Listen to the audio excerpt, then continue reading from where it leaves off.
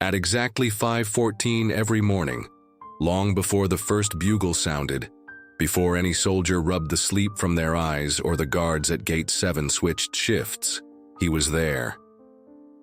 A hunched figure in a threadbare army green coat, sweeping the pavement just outside the front gate of Fort Ashland. His broom, worn smooth by years of use, made soft whisking sounds against the concrete, like dry leaves whispering old secrets. He never spoke, never asked for anything, just swept. And when the clock struck 5:30, he would stop, step back, straighten, only slightly, and raise his trembling hand in salute as the American flag inside the base climbed slowly into the morning sky. His lips moved, mouthing something inaudible. Most called him Flagman. Others just said that old nutcase.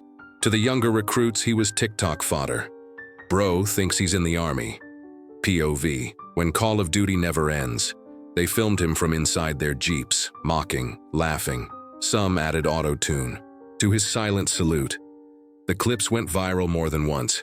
Brief flares of online cruelty, followed by nothing. No one knew his name. No one asked. He didn't seem to care. But on a Tuesday in late October, the wind shifted. Private Luis Kemp had drawn early gate duty. He was 19, fresh out of boot camp, his buzz cut still sharp, his eyes still eager. He'd watched the old man before, but this time, something was different. The man paused mid-sweep. His body froze. Then he whispered. Kemp leaned closer, curious. The old man's voice, raspy but firm, spoke something strange. Not words exactly, code, rhythmic, cryptic sequences. 6-2 Alpha, Vector Charlie Echo. Authorize Point Tango 9. Stand by. Secure perimeter Foxtrot. Kemp frowned. That wasn't nonsense. He pulled out his phone and hit record. Back in his quarters, he uploaded the clip. The caption was simple. Tell me why this homeless guy knows military clearance codes. Midnight, it had 3 million views. By morning, the Pentagon had seen it. And in an office lined with stars and shadows, General Ruth Donovan sat frozen, the video looping again and again. Her coffee went cold. That voice, that code, that man. She knew it, not just from a file, from memory. Elias Monroe, she whispered. Captain Monroe, but he's dead, wasn't he? Her hands trembled as she reached for the red phone. The jungle was not quiet when Elias Monroe died. Gunfire cracked like lightning in the canopy. Screams and rotor blades, smoke thick as tar. The last thing he remembered clearly was the sharp whine of the chopper spiraling. And then the sudden, awful silence as everything vanished into the green. They said the wreck burned. No remains. No recovery. He was listed as KIA killed in action on October 18, 1984. Operation Nightfall, classified, buried in black ink. Even the president didn't ask questions. But Monroe didn't die. He survived.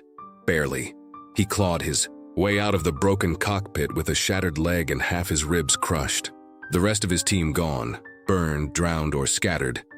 No radio, no flare, just blood and trees. He walked or crawled for miles through hostile territory until his body gave out. When he awoke, he was in a hut. The air was thick and still. Cambodian borderlands, most likely. A wrinkled woman with a curved knife was tending to his wounds. She never spoke. Neither did he, because he didn't remember who he was, not his name, not his rank, not even the flag he once saluted every dawn. He stayed in that village. Weeks became months. He worked with his hands, chopping wood, fixing roofs, herding goats. When asked who he was, he only shrugged. The locals called him Jia Kam, the silent old man. And in that silence, he found peace. Sort of, but deep inside something flickered. A shadow of duty, a sense of standing at attention. Even without memory, discipline lingered like scent on an old coat. Then, one day, a child brought him a box. Foreign relief goods dropped from a UN chopper. On the side, printed in red, white, blue, United States aid for peace and recovery and die. Hands trembled. His eyes locked on the stars in the flag, and something broke. He left the next morning. No goodbye, no note, just the battered boots he had worn since that jungle crash. It took years. He crossed borders illegally, got beaten, detained, escaped, slept under bridges, begged in a language he no longer trusted. But finally, somewhere, near the coast of California, he saw it again, an American flag flapping above a base, Fort Ashland. His knees gave out when he saw the gates. He collapsed. They thought he was homeless. Drunk, maybe. The MPs told him to move along. He didn't argue. He came back the next day, and the next. Until one morning, a janitor handed him a broom. "Since you're always here, might as well make yourself useful." So he did. And something about that broom felt right. Like a rifle, in a way. A weapon of rhythm, of order. Every morning he swept. Every morning he saluted the flag, not knowing why, only that it mattered. 23 years passed. He never missed a day. He had no home, no documents, no name, except what people whispered, just the flag, and the feeling that if he kept showing up, maybe something would remember him, even if he couldn't remember himself. The video spread like gasoline on pavement. At first, it was just curiosity, a clip of an old man muttering military codes, captured on a foggy morning by a private with a sense of humor and a half-serious caption. But then came the comments. "Yo, that ain't gibberish, that's tactical comms. My dad used those in Nam, no way this guy's faking. Somebody get the Pentagon on this." And someone did. In a high-security screening room beneath the Department of Defense, the clip played on loop. At the table sat General Ruth Donovan, silver-haired now, stern, still wore her wedding ring, though her husband had passed 6 years ago. She hadn't cried since his funeral, but her hand was over her mouth now because the voice in that clip wasn't just familiar, it was sacred. Her mentor, her commanding officer, the man who saved her life in the dense chaos of Operation Nightfall by throwing himself into enemy fire so she could escape. Captain Elias Monroe, officially KIA, unofficially, never spoken of again. Buried by bureaucracy and silence, she rewound the clip, listened again, and whispered the only thing she could. "Victory is quiet," that was his phrase, his doctrine. He drilled it into every soldier he trained. Donovan stood. "Get me a convoy to Fort Ashland, now!" At Fort Ashland, the mood was different. Command was skeptical. Rumors flew. Some thought it was a prank, others, a cover-up. But when Monroe, still sweeping, was approached by 3 MPs and asked to come inside for routine questioning, he simply nodded. No resistance. No fear. Inside the debriefing room, Ruth Donovan waited. He entered slowly, sat across from her. Her breath caught. He was older, gaunter, but the eyes, steel gray, steady, unblinking. That was Monroe. She cleared her throat, tested the waters. "Do you know who I am?" He tilted his head. She leaned forward. "You used to call me Rookie Ruth."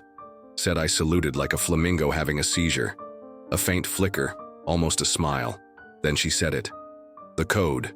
His code. "Victory is quiet." Silence.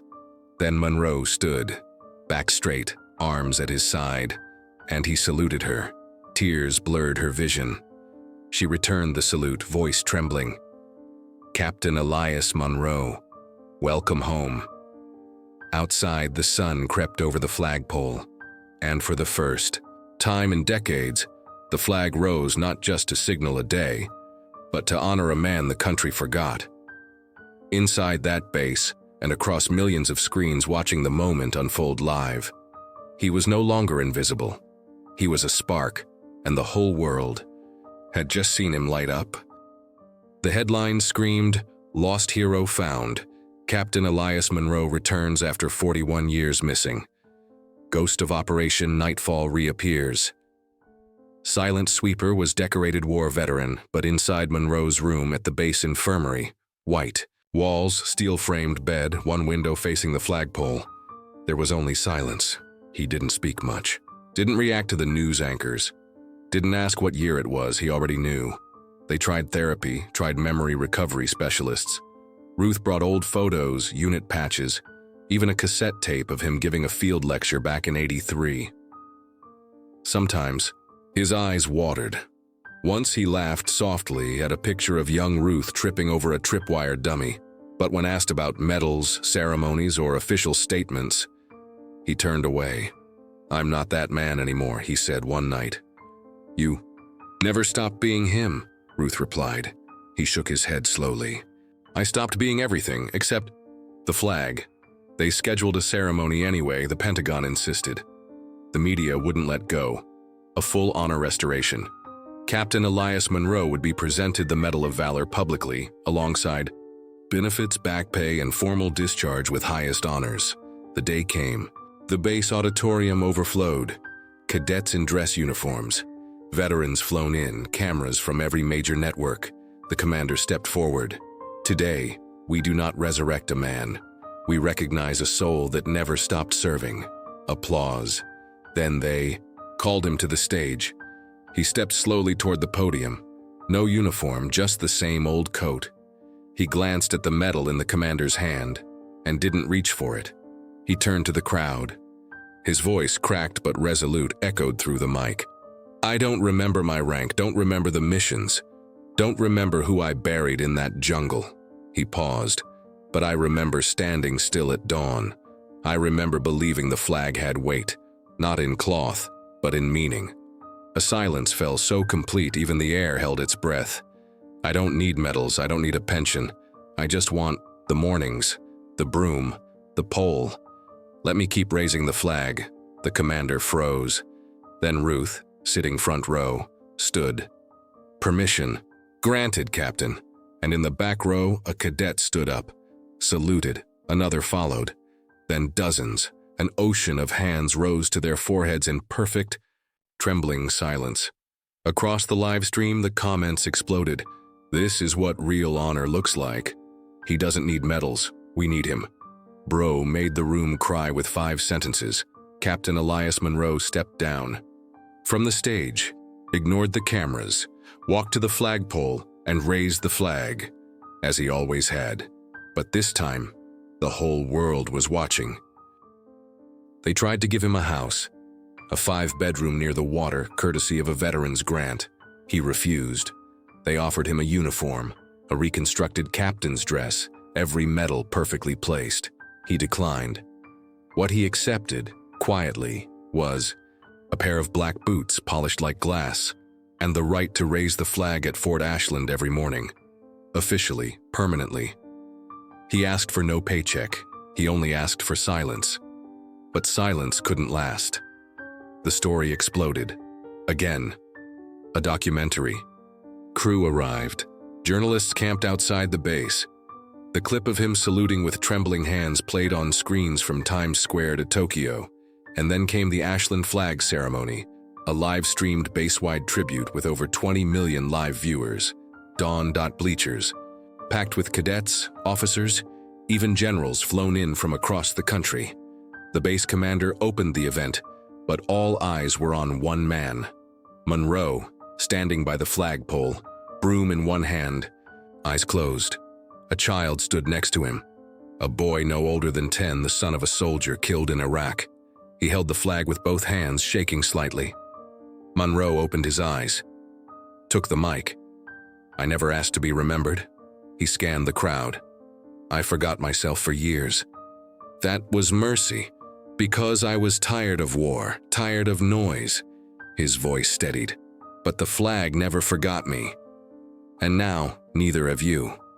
He paused, took something from his coat pocket. A leather pouch. He opened it.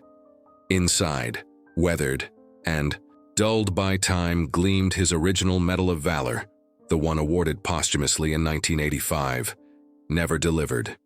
Gasps rippled through the crowd. He turned to the child beside him. "Kneel, son." The boy obeyed, eyes wide. Monroe pinned the medal on his chest. "Not because you fought, but because you showed up, because you held the flag." When I couldn't. For a heartbeat, the entire base stood frozen. Then the boy saluted. A title. Wave broke. One cadet stood and saluted. then another and another. Hundreds of soldiers rose in unison, arms raised, eyes burning. General Ruth Donovan covered her mouth, crying silently. Livestream comments flew. "I'm sobbing. This is bigger than any movie." America needed this. He turned a ceremony into a legacy. Monroe turned back to the pole, took the flag from the boy, raised it, saluted. No band, no anthem, only wind and breath, and for the first time in military memory, a standing ovation happened in complete silence. After the ceremony, something changed. Not in him. He remained the same silent figure, sweeping the gate, raising the flag, vanishing before the sun got too high. But in them, the cadets, the soldiers, the kids who watched the live stream, they started writing. Letters. Hundreds at first, then thousands. Handwritten, typed, folded in photos, scribbled in crayon. "Dear Captain Monroe, I didn't know you before, but I think about you every morning now. Sir, I never had a father, but when I saw how you stood, I realized what I wanted to be. You reminded me that quiet men still carry the loudest truths." They piled up in the admin office. Staff tried to organize them, scan them, reply on his behalf. But Monroe insisted on seeing them all, personally. He never wrote back, never spoke a word about them. But each evening, long after others had gone, he would walk slowly to the old barracks building turned archive. There on the second floor, he read the letters one by one. He taped some to the walls, some he folded and placed under his pillow.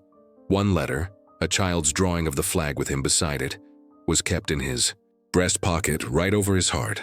And then, one morning, the flag did not rise. At 5:30, cadets gathered, waiting. Came no Monroe. At 6:17, 2 soldiers went looking. They found him seated on the bench by the gate, eyes closed, hands in his lap. Gone. No drama. No sound. Just peace. A broom leaned against the wall nearby, like a rifle no longer needed. A folded letter rested on his chest. It read, "If I forget again, promise me someone will remember." The base fell silent. No alarm. No horn. Only the flag. Rippling still, unraised. That morning no one ordered a replacement. No one filled the space because no one could. The day after his death, the base held a silent flag ceremony. No bugle, no speeches. Only the wind and the sound of hundreds of boots on gravel. At exactly 5:30, the boy Monroe had pinned the Medal of Valor on. Liam Torres, now 13, stepped forward, dressed in full cadet gray, flag folded in his small arms. He looked up at the pole, then out at the crowd. His voice trembled, but he spoke. "He gave me this medal because I showed up." He raised the flag, no help, no sound, and saluted. Behind him, every cadet saluted back. No one blinked. Not even the sky dared to interrupt. That day, the base commander issued a new tradition, the Monroe Honor Watch. Each morning, a different cadet would raise the flag at 5:30 a.m. sharp, just like Monroe did. For 23 years, without fail. They wore no rank, no name tags. Only the old boots Monroe left behind, rotated, one pair for all. And every morning, without fanfare, someone stood where he once stood. Videos surfaced. Quiet ones, no edits, no music, just dawn, breath, and the sound of cloth rising in morning wind. Rise at Dawn began trending. Schools picked it up. Civilians followed. Veterans who had stopped believing in anything stood up again. Months later, a new flagpole was raised at Arlington National Cemetery. No statue, just a plaque, etched in steel. No rank, no name, just duty. Visitors brought letters, brooms, patches from every branch. Some saluted, some cried. Most just stood there, hands folded in the quiet. His legacy became untouchable, not because it was grand, but because it was small, faithful, daily, whisper louder than gunfire. A man who said nothing but taught everything. Years passed. The world moved on as it always does. Wars came and went. Presidents changed. Flags rose and fell across different continents. But somewhere in a small high school in Michigan, a teacher clicked play on a projector. The screen flickered to life. A documentary, The Flag Bearer. Footage, Monroe sweeping, then saluting. His silhouette framed against the rising sun, the flag curling like a breath held mid-sentence. The class was silent. A girl in the back, 15, with headphones. Around her neck and paint stains on her hoodie, whispered, "He didn't want anything, except to show up." Later that year, she volunteered for Honor Guard. Every morning before class, she raised the school's flag. Rain or shine, no phone, no audience, just the wind, and that memory. In a final scene, Ruth Donovan, retired now, silver hair thinner, voice slower, stood alone at Arlington. She knelt before the Monroe plaque, placed one hand on it. "He didn't ask for legacy," she murmured to the empty air. "But he left one stronger than law, stronger than medals." She looked up at the sky, eyes soft. A hero isn't someone who returns to applause. He's someone who never leaves even when no one claps. The camera pulled back. A single flag waved in the distance. The light was gentle, not dramatic, just right. Final shot, a new cadet, no name, no rank, stands by the gate of Fort Ashland. She's barely 20. She holds a broom. No one asked her to. She sweeps. Then looks up. The flag flutters. She smiles and salutes. Fade to black. If this story stirred something in you, a memory, a belief, or just a quiet moment beneath the flag, share it. No need for noise. Just show up.